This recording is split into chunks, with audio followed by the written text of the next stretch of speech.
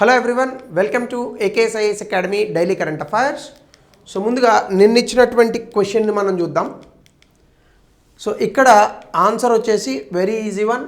Under the scheduled tribes and other traditional forest dwellers 2006 who shall be the authority to initiate the process for determining nature and extent of individual forest rights అంటే గ్రామ సభ allow చేయాలి. So ఇది చాలా అద్భుతమైనటువంటి ఒక rule. ఇది అక్కడ ఉన్నటువంటి గ్రామ సభ అలౌ చేస్తేనే ఈ యొక్క ఆదివాసీలు ఉండేటటువంటి ప్రాంతంలో ఏవైనా డెవలప్మెంటల్ యాక్టివిటీస్ చేయడానికి అనువుగా ఉంటుందన్నమాట. So before we go to the session small announcement. మీరు కనుక యూపీఎస్సీ అడ్మిషన్స్ కోసం చూస్తున్నా లేదా group 1 and group 2 both AP and Telangana in both mediums Telugu and English ఏవైనా మీకు classes or recorded classes, live classes, offline or online మీకు వివరాలు కావాలని అనుకున్న కింద నెంబర్కి కాల్ చేయండి. సో ఇక ఈరోజు టాపిక్ వచ్చేసి సుభాష్ చంద్రబోస్ గారి యొక్క జయంతి సందర్భంగా పరాక్రమ్ దివాస్ 2026ని సెలబ్రేట్ చేసింది కేంద్ర ప్రభుత్వం. సో సుభాష్ చంద్రబోస్ గారి గురించి చెప్పేదేముంది, ప్రత్యేకించి భారతదేశంలో స్వతంత్ర పోరాటం కోసం ఉద్యమించినటువంటి వ్యక్తుల్లో వన్ ఆఫ్ ద బెస్ట్ పర్సనాలిటీస్గా మనం చెప్తాం సుభాష్ చంద్రబోస్ గారిని. ఎందుకంటే ఒక్కొక్కరు ఒక్కొక్క మార్గాన్ని ఎన్నుకున్నారు.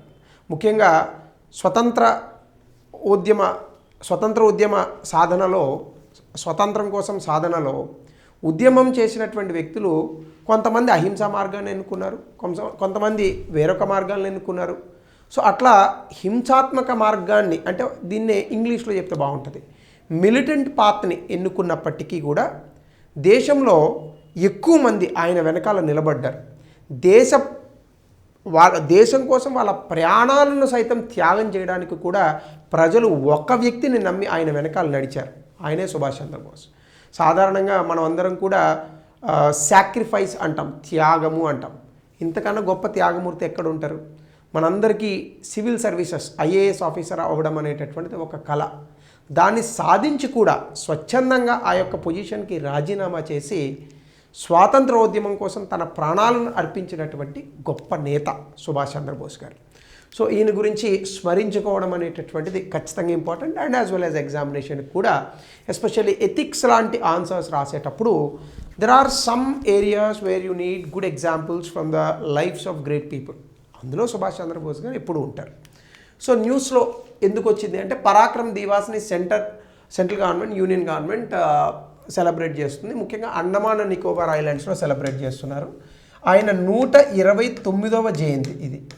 సో ఆయన ధైర్యానికి, దేశభక్తికి, త్యాగానికి ప్రతీకగా ఉన్నటువంటి వ్యక్తుల్లో గొప్ప వ్యక్తి. అంటే ఇప్పుడు ఫర్ ఎగ్జాంపుల్ ఎథిక్స్లో whenever you get a chance of giving an example for courage, sacrifice and patriotism, a single name that can be revered in the eyes, in the ears of all the Indians, that is Subhash Chandra Bose.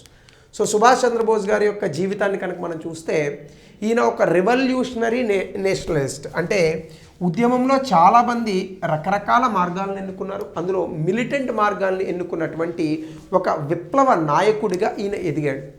So ఈయన complete independence అంటే పూర్తి స్థాయి స్వతంత్రత కోసం ఈయన పోరాడారు. మనం యాక్చువల్గా డొమినియన్ స్టేటస్ ఇట్లాంటి వాటిని ఒప్పుకున్నాం. యాక్చువల్గా ఇండియా పూర్తి స్థాయి స్వతంత్రం రాలా, 1947లో రాలా పూర్తి స్థాయి స్వతంత్రం. మనకు వచ్చిందల్లా డొమినియన్ స్టేటస్ వచ్చింది. ఈ డొమినియన్ స్టేటస్ని తీసుకొని తర్వాత రాజ్యాంగ పరిషత్ని మనం ఏర్పాటు చేసి 1949లో రాజ్యాంగాన్ని పాస్ చేసి 1950 జనవరి 26న మనం మన దేశాన్ని రిపబ్లిక్గా ప్రకటించుకున్నాం. వస్తుంది కదా గణతంత్ర దినోత్సవం అని అంట. సో కాబట్టి ఇందులో భాగంగా ఎసెప్టివ్ అండ్ మిలిటరీ మీన్స్ అంటే ఏంటి, మనకి అప్పటి వరకు కూడా భారతదేశ స్వతంత్ర పోరాట సాధన అనేటటువంటిది హింసాత్మక మార్గంలో కాకుండా అహింసా పద్ధతిలో జరిగింది. కానీ అట్లా కాకుండా మిలిటరీ మీన్స్ అంటే మనం కూడా సాయుధ శక్తిని పెంచుకొని ఈ యొక్క ఆయుధాలతోనే, ఈ యొక్క సాయుధ సంపత్తితోనే మనం స్వతంత్రాన్ని తీసుకురావాలనేటటువంటి ఒక రెవల్యూషన్ని తీసుకొచ్చిన వ్యక్తి. సో ఈయన జీవితాన్ని కనుక మనం చూస్తే ఈయన 1897లో ఒడిశా కటక్ ప్రాంతంలో జన్మించారు. చాలా ప్రామినెంట్ ఫ్యామిలీ, అంటే అప్పట్లో చాలా రిచెస్ట్ ఫ్యామిలీగా చెప్తూ ఉంటారు. చాలా బ్రిలియంట్ స్టూడెంట్ ఈయన. Presidency college and Scottish church కాలేజ్లో ఈయన చదువుకున్నారు. ఆయన ఇండియన్ సివిల్ సర్వీసెస్ ఎగ్జామినేషన్ అప్పట్లో ఇంగ్లాండ్లో ఉండేది. కేవలం కొంతమంది భారతీయులకు మాత్రమే అది ప్రవేశంగా ఉండేది. ఆ రోజుల్లో అక్కడ ఇంగ్లాండ్లో ఇంగ్లీష్ కూడా పాస్ అవ్వాలి. అలాంటిది ఈయన ఇంగ్లాండ్ వెళ్ళి 1920లో Indian civil services exam pass అయ్యి, కానీ స్వాతంత్రోద్యమం కోసం ఆ యొక్క అద్భుతమైన జీవితం. ఆ రోజుల్లో ఐఏఎస్ ఆఫీసర్ అవడం అంటే భారతదేశంలో అదొక పెద్ద యూనో అచీవ్మెంట్. ఒక రాజే, ఇంకా రాజు కన్నా గొప్పవాడు. కానీ అలాంటి ఒక ఉద్యోగాన్ని చాలా తృణప్రాయంగా భారతదేశ దాస్య శృంఖలాలను దూరం చేయాలని ఇండియన్ ఫ్రీడమ్ స్ట్రగుల్, భారతదేశ స్వాతంత్ర ఉద్యమం కోసం ఉద్యమించినటువంటి గొప్ప నేత. సో ఆయన కాంట్రిబ్యూషన్ టు ఫ్రీడమ్ స్ట్రగుల్ కనుక మనం చూస్తే, మొట్టమొదటిగా ఆయన కాంగ్రెస్లో, ఇండియన్ నేషనల్ కాంగ్రెస్లోనే పనిచేశారు. సో అప్పట్లో లెఫ్ట్ వింగ్ లీడర్గా ఈయన చాలా యూనో ప్రామినెన్స్ అనేటటువంటి దాన్ని పొందారు.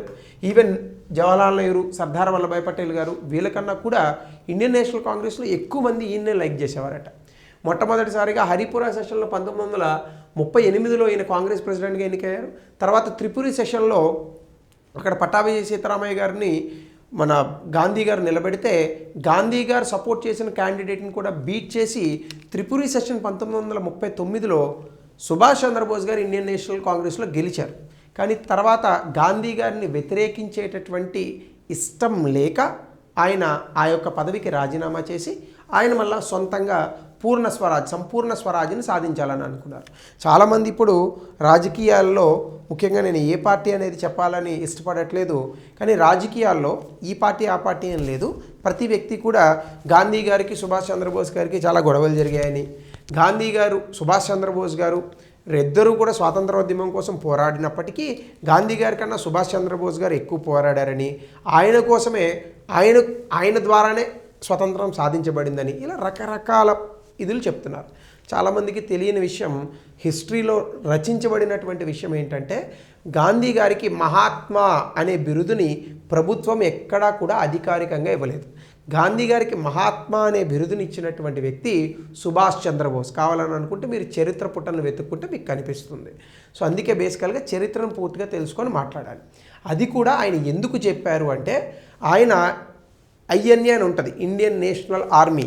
దీన్ని తీసుకొని జపాన్ వాళ్ళ సహకారంతో మలేషియా మీదుగా వచ్చి బర్మా దగ్గరకు వచ్చి నార్త్ ఈస్ట్ అంటే ఈశాన్య రాష్ట్రాల మీద పట్టు సాధించడానికి, భారతదేశంలో ఉన్నటువంటి బ్రిటిష్ వాళ్ళని తరిమి కొట్టడానికి ఇండియన్ నేషనల్ ఆర్మీని తీసుకొని బ్రిటిష్ వాళ్ళ మీద పోరాటానికి వచ్చాడు ఆయన. కానీ బ్రిటిష్ వాళ్ళ సైనిక శక్తి ముందు, అంటే ఎందుకంటే వాళ్ళ దగ్గర వెపన్స్ కట్టుకున్నాయి, వాళ్ళ దగ్గర ఎయిర్ పవర్ ఉంది. సుభాష్ చంద్రబోస్ గారి దగ్గర ఎయిర్ పవర్ లేదు. ట్యాంకులు ఉన్నాయి, విధ్వంసమైనటువంటి ట్యాంకులు, ఈయన దగ్గర అవి లేవు. సో ఈ ట్యాంకులు, ఎయిర్ ఫోర్స్ కారణంగా ఇండియన్ నేషనల్ ఆర్మీ చాలా వరకు కూడా చంపేస్తారు వాళ్ళని బ్రిటిష్ వాళ్ళు.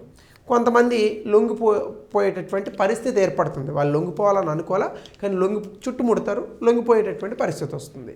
అప్పుడు మహాత్మా గాంధీ గారిని గుర్తు చేసుకొని తర్వాత సుభాష్ చంద్రబోస్ గారు, మహాత్మా గాంధీ ఎంచుకున్నటువంటి అహింసా మార్గం ఖచ్చితంగా స్వతంత్రాన్ని తెచ్చిపెడుతుంది, మేము మిలిటరీ పథంలో స్వతంత్రాన్ని తీసుకురాలేకపోయాము అన్నట్టుగా భావించి ఆయనకి మహాత్మా అనేటటువంటిది బిరుదునిచ్చారు అని చరిత్ర పుటల్లో రాశారు. అయితే ఇక్కడ మీకు తెలిసిన చరిత్ర చెప్పకండి అనేవాళ్ళు కూడా ఉంటారు, నాకు అది కూడా తెలుసు. కానీ ఇవన్నీ కూడా రికార్డెడ్ థింగ్స్ ఉన్నాయి. కావాలంటే మీరు ఆర్టీఐ ఫైల్ చేయండి, మహాత్మా అనే బిరుదుని గాంధీ గారికి ఎవరు ఇచ్చారు, సుభాష్ చంద్రబోస్ గారు ఇచ్చారని మీకు రిప్లై వస్తుంది. సో కాబట్టి వాళ్ళంతా కలిసికట్టుగా ఐకమత్యంతో ఉండి భారతదేశ స్వతంత్రాన్ని సాధించి పెట్టారు. ఎవరి కోసం? మన కోసం. మనమంత దిక్కుమాలిన మైండ్ సెట్ ఉందంటే మనకి, వాళ్ళకి లేని గొడవలు కూడా వాళ్ళకి ఆపాదించి ఇప్పుడున్నటువంటి స్వతంత్రాన్ని చిలవల పలవలు చేసుకొని ఆర్థిక స్థితిని మెరుగుపరచకుండా సమాజంలో ఉన్నటువంటి వ్యక్తుల మధ్య, సమాజంలో ఉన్నటువంటి ఇంకా రకరకాలైనటువంటి గ్రూప్స్ మధ్య డివిజన్ తీసుకురావడానికి, విభేదాలను కల్పించడానికి అంత గొప్ప మహనీయులను వాడుకునే కుసంస్కారం మనది. సో ఇది అర్థం చేసుకోవాలి. కాబట్టి ఎవరి మార్గాలు వాళ్ళవి, ఏ మార్గానికి వెళ్ళినా మోక్ష మార్గం కోసమే అన్నట్టుగా సుభాష్ చంద్రబోస్ గారు రక్తం చిందించిన భారతదేశానికి ఈ యొక్క స్వతంత్రాన్ని సాధించి పెట్టడానికే, మహాత్మా గాంధీ గారు నాన్ వైలెన్స్ పద్ధతిలో వెళ్ళినా ఆయన కూడా స్వతంత్రం సాధించడానికే, మరొక వ్యక్తులు మరొక రకంగా చేసిన, ఉడతా భక్తి సాయాలు చేసిన, ఎవ్వరు చేసినా భారతదేశంలో ఆ రోజు కలిసికట్టుగా మనందరం కూడా ఈ యొక్క స్వతంత్రాన్ని సాధించడానికే. ఇది మనం గుర్తుపెట్టుకోవాలి. సో ఈయన ఆ రోజుల్లో పూర్ణ స్వరాజ్ అనేటటువంటి డిమాండ్ని ఇచ్చారు. డొమినియన్ స్టేటస్ను ఒప్పుకోలేదు. అలాగే రాజ్యాంగబద్ధంగా మనము ఈ యొక్క డొమినియన్ స్టేటస్ని సాధించాలనే దానికి వ్యతిరేకంగా ఉన్నారు. ఆయన వెంటనే ముఖ్యంగా రెండవ ప్రపంచ యుద్ధం వచ్చినటువంటి సమయంలో వెంటనే ఇమీడియట్గా భారతదేశానికి స్వతంత్రం ప్రకటించాలి అని డిమాండ్ చేసినటువంటి వ్యక్తి ఆయన. సో ఆయన ఎంత తెలివైన వారు అనేటటువంటిది ప్రత్యేకించి చెప్పాల్సిన అవసరం లేదు. ఆ రోజుల్లో ఆయన జైల్లో పెట్టినప్పుడు అక్కడ నుంచి స్త్రీ వేషంలో తప్పించుకొని ఎక్కడో జలాంతర్గామి నుంచి హిట్లర్ వరకు వెళ్ళి అక్కడ వాళ్ళ తాలూకా సహాయాన్ని తీసుకొని భారతదేశాన్ని ఎట్లా అయినా సరే స్వతంత్రం తీసుకురావాలని. కాకపోతే ఆయన్ని ఎక్కడ గాంధీ గారు వ్యతిరేకించారంటే బ్రిటిష్ అనేటటువంటిది ఒక ఇంపీరియల్ పవర్. ఇంపీరియల్ పవర్ అంటే ఏంటి? వేరొక దేశాన్ని ఆక్రమించినటువంటి దేశం. కానీ ఈ ఇంపీరియల్ పవర్ని మన దేశంలో పంపించడానికి ఈయన కూడా ఇంపీరియల్ పవర్స్ని అడిగారు. అంటే జపాన్ ఒక ఇంపీరియల్ పవర్, జర్మనీ కూడా ఇంపీరియల్ పవరే. అంటే ఇప్పుడు బ్రిటిష్ పోయి జపాన్ వచ్చినా అదే పరిస్థితి కదా భారతదేశంలో. సో దీన్ని చాలామంది వ్యతిరేకించారు. బట్ ఏదేమైనప్పటికీ ఆయన తాలూకా సాక్రిఫైస్, త్యాగం ఏదైతే ఉందో దాన్ని క్రిటిసైజ్ చేసే అంత గొప్ప వాళ్ళం మనమైతే కాదు అనేటటువంటిది నేను ఘంటాపథంగా చెప్పగలను. సో ఇందులోనే కనుక మనం చూస్తే ఇమీడియట్ ఇండిపెండెన్స్ కోసం కానీ, అలాగే బ్రిటిష్ వార్ టైం వల్నరబిలిటీ, అంటే ఆ రోజుల్లో బ్రిటన్ కాస్త కొంత అతలాకుతలమైంది, ఆ సమయంలో మనం కంప్లీట్ ఇండిపెండెన్స్ సాధించాలని అడిగినటువంటి వ్యక్తి. అలాగనే మనకి ప్లానింగ్ కమిషన్ అని చెప్తూ ఉంటాం, ప్రణాళికా సంఘం. అసలు దీనికి ఆద్యుడు ఈయనే. సోషలిస్ట్ ఎకనామీ విజన్ని ఫౌండ్ చేసి నేషనల్ ప్లానింగ్ కమిటీని తీసుకొచ్చి దేశంలో ప్రభుత్వమే పారిశ్రామిక విప్లవాన్ని తీసుకురావాలి, సైంటిఫిక్ ప్లానింగ్ని తీసుకురావాలి, ఆర్థికంగా మనం స్వయంగా ఈ యొక్క సెల్ఫ్ రిలయన్స్, స్వావలంబన అనేటటువంటి దాన్ని సంపాదించాలని చెప్పిన వ్యక్తి. దీని ఆధారంగా తీసుకుని తర్వాత ప్లానింగ్ కమిషన్ కూడా తీసుకొచ్చారు నెహ్రూ గారు, వీళ్ళందరూ కూడా. సో అట్లానే ఐడియాలజికల్ ఛాలెంజ్ ఇండియన్ నేషనల్ కాంగ్రెస్లో త్రిపురి సెషన్లో ఈయన గాంధీ గారికి ఈయనకి మధ్య వచ్చినటువంటి విభేదాలు. అంటే గాంధీ గారు ఆయన అహింసా పద్ధతిని నమ్మారు, ఈయన మిలిటెంట్ పొలిటికల్ రియలిజంని నమ్మారు. సో ఎవరి పద్ధతి వాళ్ళది. సో దీని కారణంగా ఆయన ఇండియన్ నేషనల్ కాంగ్రెస్ నుంచి బయటకు వచ్చి ఫార్వర్డ్ బ్లాక్ని అనే దాన్ని స్థాపించారు. ఈ ఫార్వర్డ్ బ్లాక్ అనేటటువంటి దాంట్లో ఎక్కువగా లెఫ్టిస్టులు ఉంటారు, ముఖ్యంగా యూత్ ఉంటారనమాట. వీళ్ళు నేషనలిస్ట్ ప్లాట్ఫామ్లో మిలిటెంట్స్గా మారి భారతదేశంలో స్వతంత్రాన్ని సాధించాలనేటటువంటి ఆశయం వీళ్ళది. సో అలాగే ఎగ్జైల్లో కనుక మనం చూస్తే ఈయన 1941లో ఈయన అరెస్ట్ చేశారు. తర్వాత ఈయన అక్కడి నుంచి తప్పించుకొని చాలా ప్రాంతాలకు వెళ్ళి అక్కడ ఉన్నటువంటి వ్యక్తుల్ని కలిసి కొంత సపోర్ట్ అనేటటువంటి తీసుకొని మళ్ళా భారతదేశాన్ని ఎట్లయినా సరే బ్రిటిష్ వాళ్ళ కబంధ హస్తాల నుంచి బయటపడేయాలని అనుకున్నారు. అలాగే ప్రెగ్మాటిక్ యాక్సెస్ ఎంగేజ్మెంట్ అని జర్మనీ నుంచి, జపాన్ నుంచి సపోర్ట్ తీసుకొని చాలా వ్యూహాత్మకంగా యాంటీ ఇంపీరియలిస్ట్ మూవ్ చేశారు. ఇందాక నేను చెప్పిన దానికి క్రిటిసిజంకి ఆన్సర్ అనమాట ఇది.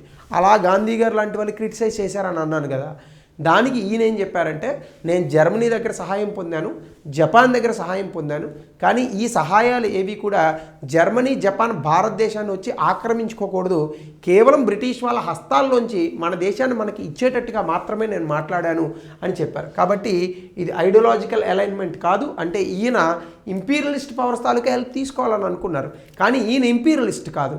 కాబట్టి కేవలం భారతదేశం తాలూకా స్వతంత్రాన్ని సాధించడానికి మాత్రమే వాళ్ళ సహాయాన్ని పొందుదామని అనుకున్నారు తప్ప వేరొక రకంగా కాదు అనేటటువంటి వివరణలు కూడా తర్వాత వచ్చాయి. కాబట్టి చెప్పాను కదా, మహాత్ములు గొప్ప గొప్ప మార్గాలను ఫాలో అయినటువంటి వ్యక్తులు, వీళ్ళని క్రిటిసైజ్ చేసేంత తాకత్ ఇప్పుడు ఉన్నటువంటి వ్యక్తులకు ఉంది అని నేనైతే అనుకోవట్లేదు. అలాగే రివైవల్ ఆఫ్ ఇండియన్ నేషనల్ ఆర్మీని రివైవ్ చేసింది ఈయన, ఫౌండ్ చేసింది ఈయన కాదు. కానీ ఈయన ఆజాద్ హింద్ ఫౌజ్ అనేటటువంటి దాన్ని స్థాపించిన వ్యక్తి వేరు, కానీ ఈయన దాన్ని లీడ్ చేశారు. కాబట్టి direct military challenge to British authority ఇచ్చారు. సో ఆజాద్ హింద్లో ఈయన ఫస్ట్ గవర్నమెంట్ ఇన్ ఎగ్జైల్, అంటే భారత ప్రభుత్వాన్ని వేరొక దేశం దగ్గర స్థాపించి, సో ఖచ్చితంగా భారతదేశానికి సార్వభౌమాధికారం ఉంది, మేము కరెన్సీ, కోర్టులు, డిప్లొమాటిక్ రికగ్నిషన్ ఇవన్నీ మేమే చేసుకుంటాము, ఖచ్చితంగా బ్రిటిష్ వాళ్ళని తరిమి కొడతామని చెప్పారు. సో ఇది కొలోనియల్ రూల్కి చాలా సైకలాజికల్ బ్లో వచ్చింది. అయితే ఇండియన్ నేషనల్ ఆర్మీ ఈ యొక్క ఇంఫాల్, ఆ రోజు ఉన్నటువంటి త్రిపుర, ఈ ప్రాంతాల వరకు వచ్చారు, కోహిమా దగ్గరికి వచ్చారు, కానీ అక్కడ అన్సక్సెస్ఫుల్ అయ్యారు. ఎందుకంటే బ్రిటిషర్స్ తాలూకా ఫైర్ పవర్ ఎక్కువ ఉంది. సో వాళ్ళ ఇన్విజిబిలిటీ కారణంగా ముఖ్యంగా ఎయిర్ పవర్ కానీ, ఈ యొక్క ట్యాంకులు కానీ, యుద్ధ ట్యాంకులు కానీ, ఇవన్నీ కూడా ఆ రోజు ఇండియన్ నేషనల్ ఆర్మీని ఓడించాయి. కానీ ఈయన అక్కడ నుంచి ఎస్కేప్ అయ్యారు. తైవాన్ మీదుగా విమానం వెళ్తున్నప్పుడు ఆ విమానం కూలిపోయి చనిపోయారు అనేటటువంటిది ఇప్పటి వరకు ఉన్నటువంటి పోకడ. సో దీనికి సంబంధించే లాస్ట్ డేస్ మిస్టరీ, ఇప్పటి వరకు కూడా ఆయన ఎలా మరణించారనేది ఎవరికి తెలీదు. కానీ ఇప్పటి వరకు ఉన్నటువంటి కొన్ని థింగ్స్లో ప్లేన్ క్రాష్ అయ్యి ఆయన మరణించారు అని చెప్తారు, అది కూడా కాంట్రవర్షియల్. కాబట్టి చాలా ఎంక్వైరీస్ జరిగాయి, కానీ ఇప్పటికీ కూడా ఆయన ఎలా మరణించారు అనేటటువంటిది పెద్ద కాంట్రవర్సీ. ఇప్పటి వరకు ఆ యొక్క కాంట్రవర్సీ వేయలేదు. సో సిగ్నిఫికెన్స్ ఏంటంటే ఈయన ఇచ్చినటువంటి గొప్ప slogan, give me blood I will give you freedom, మీ రక్తాన్ని నాకు ఇవ్వండి నేను మీకు స్వతంత్రాన్ని ఇస్తానన్నాడు ఆయన. సో ఎంత గొప్పది, అసలు వింటుంటేనే గూస్ బంప్స్ వస్తాయి మనకి. సో కాబట్టి మాస్ నేషనలిజం అంటే అహింసా పద్ధతిలో చాలామంది గాంధీ గారిని ఫాలో అయ్యి ఉండొచ్చు, కానీ మిలిటెంట్ పద్ధతిలో కూడా ఎస్ దేశ స్వతంత్రం కోసం మా ప్రాణాలనైనా అర్పిస్తామని దేశంలో ఉన్నటువంటి ప్రజలు వెనకాల ఒక వ్యక్తి వెనకాల వెళ్ళారంటే ఆ వ్యక్తి ఎంత గొప్పవాడు, ఆ వ్యక్తి ఐడియాలజీ ఎంత గొప్పదో మనం అర్థం చేసుకోవచ్చు. ఆయనే సుభాష్ చంద్రబోస్ గారు. సో జై హో సుభాష్ చంద్రబోస్.